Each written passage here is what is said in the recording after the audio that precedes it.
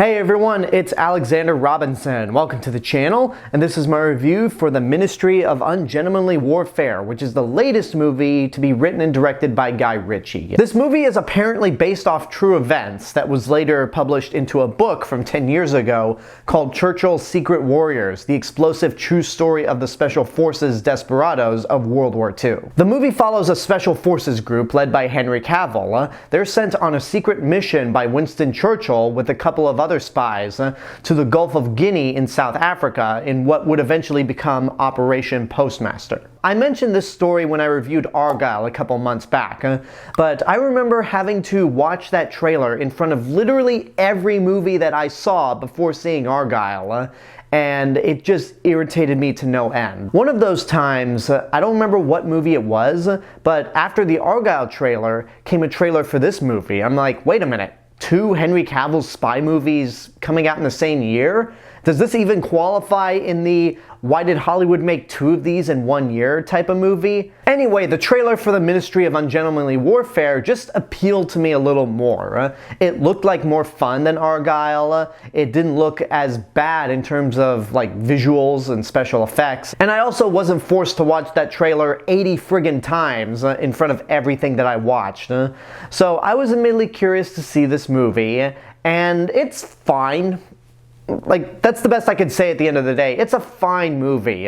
It's not great. It's certainly better than Argylle, but it's nothing to like lose your mind over and say, oh my god, this is amazing. This is basically Guy Ritchie's attempt to make his own version of Inglourious Basterds, even to the point where the 2 posters look similar to each other. And I have to admit, there are certain elements about this movie that I think are slightly better than in Inglourious Basterds, at least based off the one time I've seen either movie, and I haven't seen Inglourious Basterds in over 15 years. One of the things that I remember being disappointed at with this movie is that the Bastards weren't in it a whole lot. With the Special Forces group in this film, they actually get a lot of time to shine.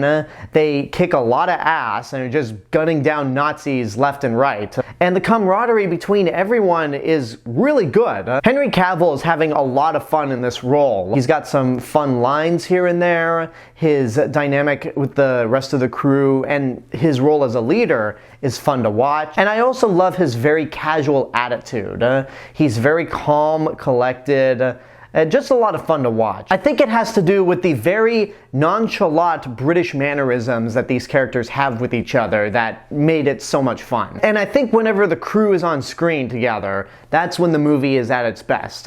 While the action scenes are very fun, I found them to be surprisingly bloodless, especially considering that this movie is rated R. Yeah, you get Nazis getting mowed down by guns, but they just kind of fall to the ground, no blood spurts. There are Nazis getting stabbed by knives, and then they're slit as if you'd expect to see guts flying out.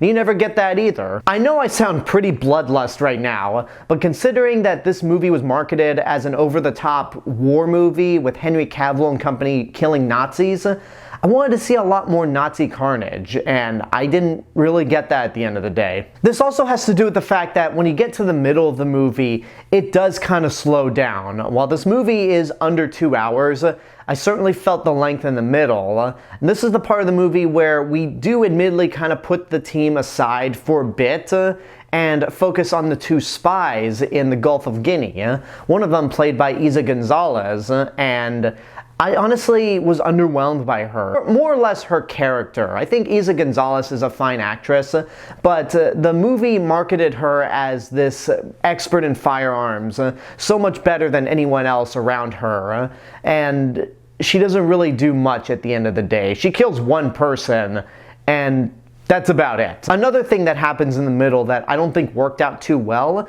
is the introduction to the film's villain. And considering that this movie is trying to be Guy Ritchie's Inglourious Basterds, they try to make the villain like Christoph Waltz's Nazi character in that film. The only problem is he's not as intimidating as Christoph Waltz was in Inglourious Basterds, nor was he all that memorable of a villain. And that actually applies for the rest of the movie. It's not that memorable. I was certainly entertained while I was watching it. There were a couple jokes that actually made me laugh. But once I left the movie, I just went, well, that was fun. and didn't really think much of it afterwards.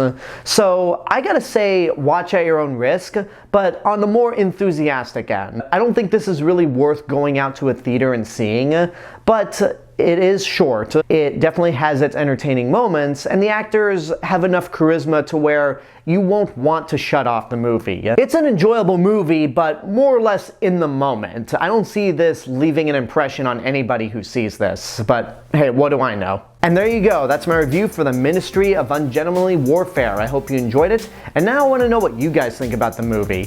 Whatever your opinions are, let me know in the comments below. Don't forget to like the video, subscribe to the channel, and hit the bell button to get notifications. If you want to find me elsewhere on YouTube, you can check out my theme park and travel channel, Alexander Robinson Travel Channel, and follow me on Facebook, Instagram, Letterboxd, Threads. I'll see you guys in the next video, but until then, have a good day, and take care of yourselves.